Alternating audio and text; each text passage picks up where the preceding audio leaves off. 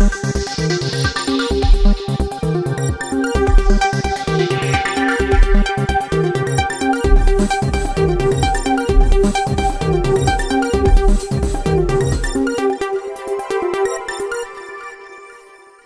कर दो, हेलो कर दो एक बार। हेलो हेलो निशा भगवान की जय हो।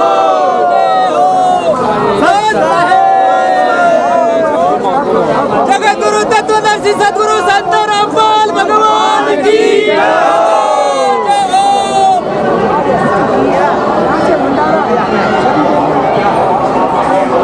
सत साहेब तो आज पहुंच गए हम हरियाणा के धनाना धाम पर। आपको बता दें सतलोक आश्रम है यहाँ पर। आज पहली बार यहाँ पर 3 दिन का भंडारा किया गया है और संत श्री रामपाल बाबा जी का आज अवतरण दिवस मनाया जा रहा है। तो हमारे साथ सभी सहयोगी और सभी साथी यहाँ मौजूद हैं। अब उनसे हम बात करते हैं कि वो क्या बताते हैं और कैसे कैसे पूरी जो जानकारी है वो देंगे। सर अपना परिचय दें। मैं सोमवीर दास बदानी जिला जज्जर हरियाणा से बिलोंग करता हूँ। अच्छा, बाबा जी के बारे में क्या कहते हैं आज के दिन? संत रामपाल जी महाराज ही आज के दिन दुनिया में सच्चे संत हैं, जो वेद और गीता के आधार पर प्रमाणित ज्ञान देते हैं और जो भी उनका ज्ञान है वो पूरी तरह से हमें सुखदायी महसूस होता है। जो इस ज्ञान पर चलता है उसके सारे दुख दूर हो जाते हैं और घर में खुशी की लहर चल जाती है, सारे बिगड़े काम बनने लग जाते हैं। जो इस ज्ञान में चलता है उसके सारे दुख टल जाते हैं। तो अभी भाई साहब अपना परिचय दें। मैं सुरेश दास रोहतक से। अच्छा, आज के दिन आप भी कुछ कहिए। जो आज का दिन है ये शुभ दिन है। ये हमारे पूज्य सतगुरु रामपाल जी महाराज के 73वें अवतरण दिवस पर ये जो भंडारे का आयोजन है 3 दिन का ये कराया गया है।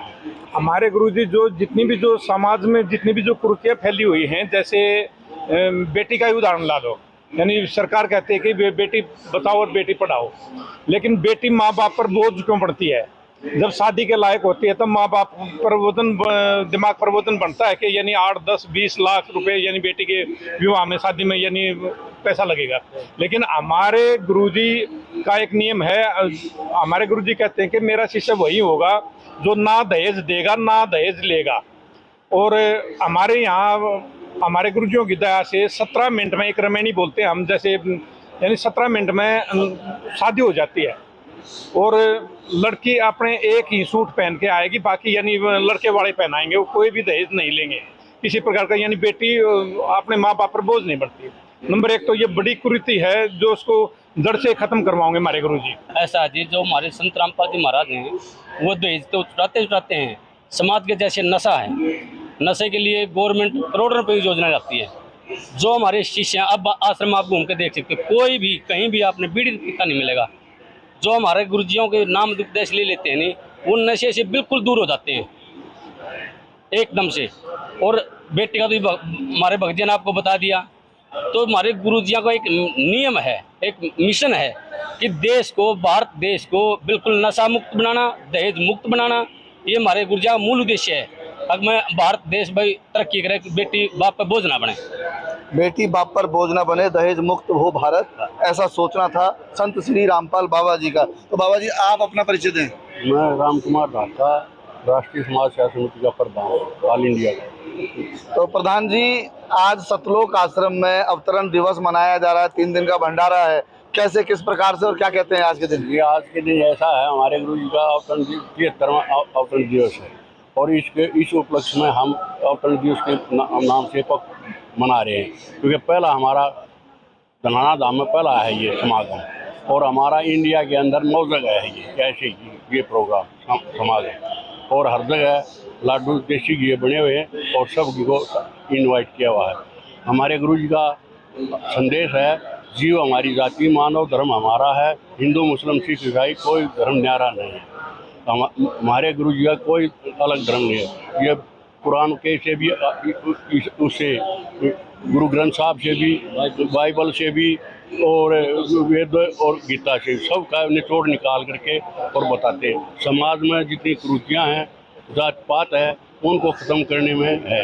इनको कोई भी जैसा भी नशा करता है तो उसको नशा छुड़वाने के लिए हमारे संत रामपाल जी के शब्द में शक्ति है और आशीर्वाद देते तो पी नहीं सकता। हमारे यहाँ लाखों में संत भक्त आए हुए हैं, कोई भी बीड़ी या कुछ भी तम्बाकू कोई भी नहीं।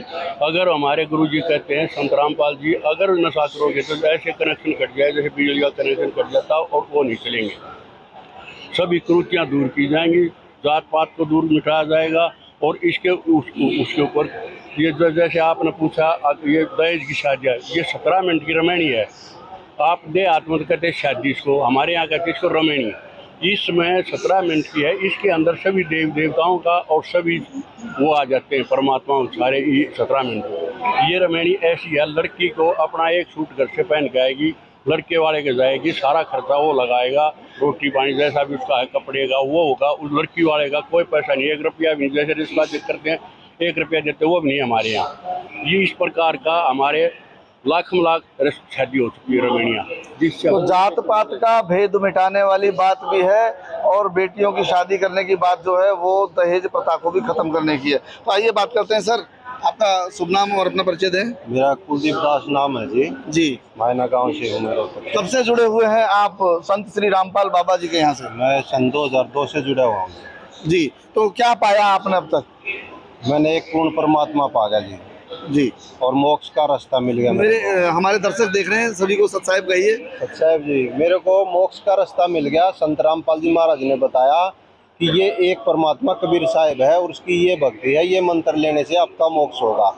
मेरा तो मोक्ष हो जाएगा पूरा, मेरे को पूरा विश्वास है, क्योंकि मेरी जो भक्ति है संत रामपाल जी महाराज ने जो बताया। अब यही भक्ति हमारे जो व्यूवर्स हैं, जो हमारे दर्शक हैं, वो जानना चाहेंगे, क्योंकि उनको भी बताइए कि किस प्रकार से होगा।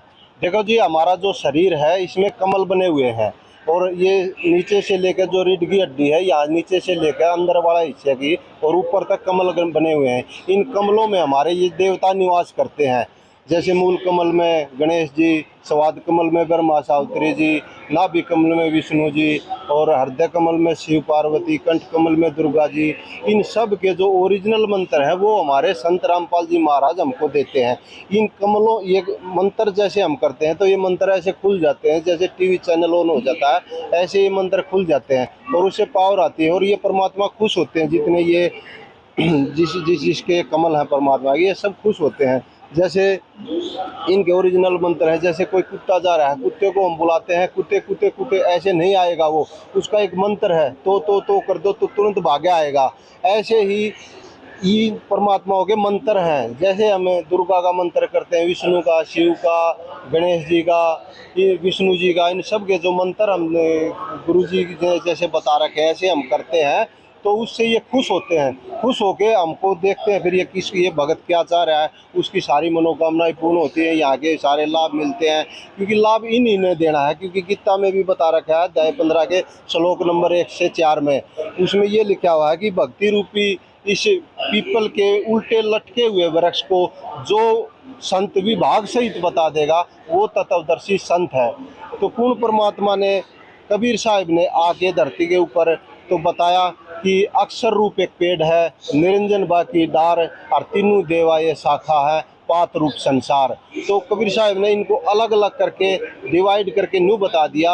अभी जो पृथ्वी से बाहर जो मोटा पेड़ दिखाई देता है ये अक्षर पुरुष है, जिसको परब्रह्म कहते हैं। उससे फिर मोटी डाली निकलती है, डार निकलती है, वो ब्रह्म है, वो सरपुरुष है। उससे फिर छोटी छोटी 3 शाखा निकलती है, वो ब्रह्मा विष्णु महेश है। और उससे फिर आगे पात रूप संसार बताया है। तो और मूल जड़ है। हम जड़ की पूजा करेंगे शास्त्र अनुसार, तत्वदर्शी संत के ज्ञान के अनुसार, तो हम वो पूरा पेड़ है ऑटोमेटिक हरा हो जाएगा। अब हम क्या कर रहे हैं, उल्टी पूजा कर रहे हैं। ऊपर पेड़ों डालियों पे, पत्तों पे ऐसे पानी डाल रहे हैं कि किसी ने कुछ बता दिया वहाँ भी पानी डाल दिया, किसी ने कुछ बता दिया वहाँ भी चले गए, कभी बालाजी चले गए, कभी विष्णु धाम पे चले गए, किसी ने। अच्छा, यहाँ पर बताते हैं पितरों का भी कुछ निवारण होता है, कैसे होता है? हमारे देखो गीता जी में क्या है कि पितर पूजा मना कर रखी है। गीता में बोल रखा है कि पितर पूजने, भूत पूजने वाले भूतों को प्राप्त होंगे, पितर पूजने वाले पितरों को प्राप्त होंगे, और मुझको पूजने वाले मुझको प्राप्त होंगे। तो वो पितर पूजा बंद बता रखी है गीता जी के अनुसार। तो हमारे संत रामपाल जी महाराज पितर पूजा नहीं करवाते, ठीक है ना। तो क्योंकि शास्त्रों के अनुसार भक्ति है, वो पितृ पूजा निषेध है। और ये हमारे जो धर्मगुरु हैं पाखंडी, जो जिनको हम संत कहते आ रहे हैं, अब संत रामपाल जी महाराज ने इनके ज्ञान की चिट्ठी खोल के दिखा दी सबको, टीवी के माध्यम से उंगली टेक टेक के दिखा दी। अब भी देखो ये झूठ बोल रहा है, हमारे शास्त्र क्या कह रहे हैं और ये क्या कह रहा है। पितृ पूजा निषेध है, पितृ पूजा नहीं करनी चाहिए। तो पितृ पूजा जो है वो निषेध बताई जाती है संत श्री रामपाल बाबा जी के सौजन्य से, और उनके जो परम भक्त हैं वो हमारे साथ हैं। 2002 से वो भक्त हैं, 21 साल हो चुके हैं इनको भक्ति करते हुए। 21 साल बहुत बड़ा समय होता है। तो इतने बड़े समय में आपने क्या क्या देखा, और ये सब जो हुआ इसके बारे में, घटनाक्रम जो हुआ इसके बारे में थोड़ी सी जानकारी आप हमारे। देखो जी, ये सारी बातें पहले से ही निर्धारित होती हैं, ठीक है। जैसे एक भविष्यकर्ता है फ्रांस देश का नास्ट्रेडमस ने, भविष्यकर्ता ने अपनी पुस्तक में लिखा हुआ है कि 1455 में उसने पुस्तक में लिखा था कि आज से ठीक 450 साल बाद 3 तरफ से सागर से घिरी हुई जगह पर एक सायरन बजेगा। और सायरन के आगे उसने ब्रैकेट में धार्मिक नेता लिखा हुआ उस पुस्तक में। तो ठीक 450 साल में 1455 से लेकर 2006 बनता है। 2006 में करोथा में संत रामपाल जी महाराज के आश्रम पे आक्रमण किया था। आर्य समाजियों ने इकट्ठे होकर सरकार का सहयोग ले गए। तो वहाँ पे सबको पता लग गया था कि भाई महाराज जी यहाँ पे बैठे हैं। उनको कुछ ब्लेम लगाए, उल्टा सीधा बोला, कुछ भी बोला, लेकिन ऐसा कुछ भी नहीं था। वो रोहतक की कोर्ट ने बाइज्जत वो केस बाइज्जत बरी किया हुआ है। आश्रम हमारे पास अभी, वहाँ से ये स्टार्ट होता है जी। फिर आगे उससे भविष्यकर्ता ने ये बोल रहा है कि वो सायरन चौकटों को लागता हुआ बाहर आएगा। संत रामपाल जी महाराज पहले घर घर जा के सत्संग करते थे, चौकटों को लांघते हुए बाहर आए हैं। फिर उसमें भविष्यवाणी में लिखा है कि उस सायरन की माताएं 3 बहनें होंगी। संत रामपाल जी महाराज की जो माताएं हैं जननी, वो 3 बहनें सगी हैं, जिसमें से एक के संत रामपाल जी महाराज जी हैं, पूर्ण परमात्मा। फिर उसमें ये लिखा है कि उस टाइम पर उस सायरन की उम्र अधेड़ उम्र होगी, 50 और 60 साल के बीच के उस टाइम पर संत रामपाल जी महाराज थे। फिर उसमें ये लिखा है कि उसके सफ़ेद बाल होंगे, बगैर मूछ डाढ़ी का होगा, बगैर ये चमड़े के पदाऊ नहीं पहनेगा, और चंडाल चौकड़ियों पे उसकी सत्ता होगी। जैसे जितने ये धर्मगुरु बने बैठे अपने आप को भगवान से मिलाने का ठेका उठा रहे हैं, उन पे उसकी सत्ता होगी। पूरी पृथ्वी पे उसका इतना बड़ा बोलबाला होगा, आज तक ना किसी का होया हर ना होगा। मैं नास्ट्रेडमस छाती ठोक के बोलता हूँ, ना वो क्रिश्चियन होगा, ना वो ज्यू जाति का होगा, वो हिंदू होगा और वो जाट होगा। ये नास्ट्रेडमस ने भविष्यवाणी कर रखी है। नास्ट्रेडमस के समर्थन में और सारे अलग अलग देशों के भविष्यकर्ताओं ने भी संत रामपाल जी महाराज के ऊपर भविष्यवाणी करी है। एक अहम सवाल और, इतने सालों के प्रांगण में भक्ति का सागर बढ़ा या घटा? भक्ति का सागर तो बढ़ता ही है जी, क्योंकि हर रोज अलग अलग कुछ नई सीखने को मिलता है भक्ति का। भगवान हमको मिल गया, मंत्र हमको मिल गए, पूर्ण और तत्वदर्शी संत हमको मिल रहे हैं। मैं कहना चाह रहा था कि इतना घटनाक्रम हुआ, बाबा जी कारावास भी हुए, और उसके बाद जो लोग जुड़े हुए थे, जो भक्त थे, जो श्रद्धालु थे, उनका जो ग्राफ है वो बढ़कर सामने आया है या कुछ कमा बेशी में? देखो जी, 2006 में जब संत रामपाल जी महाराज के वाकरोथा आश्रम में झगड़ा हुआ, जब 3 या 4 हजार भगत थे, और आप देख लो अब ये लगा लो करोड़ों की संख्या में संत रामपाल जी महाराज के शिष्य हैं। और संत जी आप समाज की नज़र में देखो जेल में बैठे हुए हैं, और फिर भी देखो कितना बड़ा भंडारा चले हुए हैं अलग अलग जगह पे। हिंदुस्तान में 10 जगह, पाकिस्तान में भी भंडारा चला हुआ संत रामपाल जी महाराज का, और अलग अलग इंग्लैंड में भी, अमेरिका में भी अलग अलग संत रामपाल जी महाराज के शिष्य हैं। और आप अपने हिसाब से वहाँ पे सिस्टम चला रहे हैं गुरु जी के आदेश अनुसार।